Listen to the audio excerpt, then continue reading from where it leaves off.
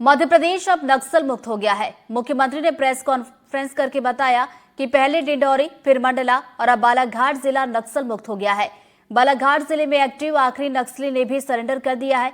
बता दें कि मध्य प्रदेश में 42 दिन में 42 नक्सलियों ने सरेंडर किया है, जिन पर 7 करोड़ 75 लाख का इनाम था। मुख्यमंत्री ने कहा कि केंद्रीय गृह मंत्री अमित शाह के मार्गदर्शन में नक्सल मुक्त अभियान की रणनीति तैयार की गई थी। उन्होंने कहा था कि हमने तय किया था या तो उन्हें आत्मसमर्पण करवाएंगे या फिर खत्म कर देंगे। आज उसी नीति का परिणाम सबके सामने है।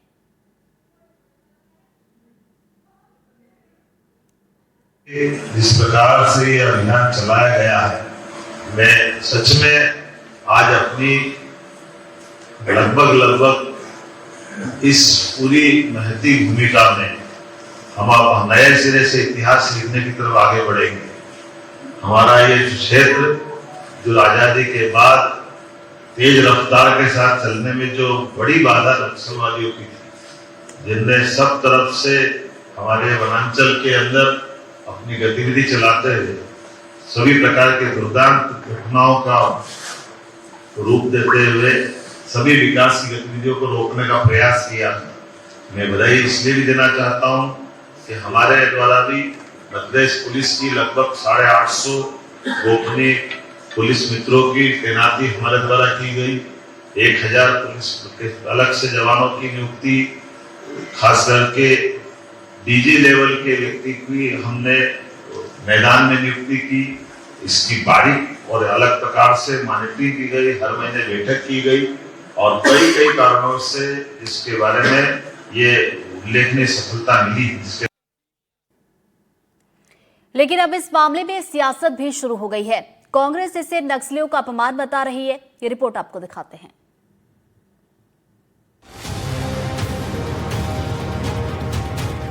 छत्तीसगढ़ में मुख्य धारा से जुड़ने का फैसला कर चुके नक्सलियों को राज्य सरकार ने तोहफा दिया है। आत्मसमर्पित नक्सलियों पर दर्ज आपराधिक प्रकरणों को वापस देने की कवायद सरकार द्वारा की जा रही है।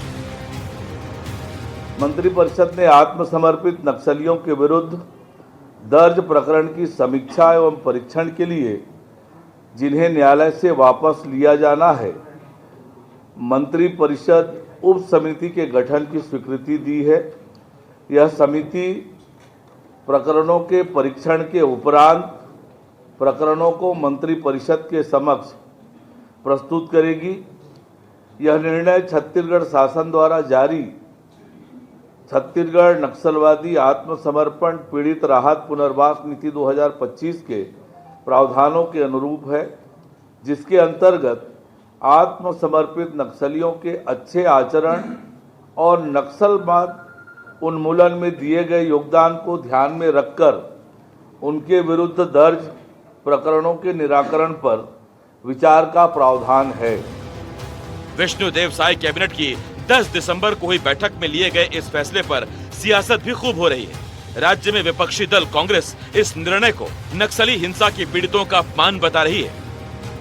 देखिए, जो फैसला है बेहद ही हतफत करने वाला फैसला है और जो पीड़ित थे उनको दुख देने वाला फैसला है। आपने सरेंडर पॉलिसी बनाई, उसके तहत वो नक्सली आत्मसमर्पित कर रहे हैं, वहाँ तक ठीक है। लेकिन क्या जो नक्सली जीरम के हमले में शामिल था, जो नक्सली तारमेटला हमले में शामिल था, ऐसे लोगों का भी जुर्म आप माफ़ करेंगे? उनके खिलाफ भी जो आपराधिक प्रकरण है उसको वापस ले लेंगे? राज्य सरकार के इस फैसले पर नक्सली हिंसा के पीड़ित संघ की क्या राय है, ये भी जानेंगे। लेकिन उससे पहले छत्तीसगढ़ में नक्सली उन्मूलन से जुड़े ये आंकड़े जान लीजिए। आत्मसमर्पण नक्सलियों का प्रकरण वापसी लेने का जो निर्णय लिया है, ये बिल्कुल सही नहीं है सर। ये हम नक्सल पीड़ितों का अपमान है। इसी घटना के कारण हम हजारों परिवार गांव से बेघर हुए, हजारों परिवार जो माता बहनें विधवा हो गई, किसी के बेटे को मारा, किसी के पति को मारा, हजारों पुलिसकर्मी शहीद हुए हैं। ये पूरे परिवार शहीद परिवार का अपमान है। जनवरी 2024 से 10 दिसंबर 2025 तक छत्तीसगढ़ में 534 नक्सली अलग अलग मुठभेड़ों में न्यूट्रलाइज किए गए।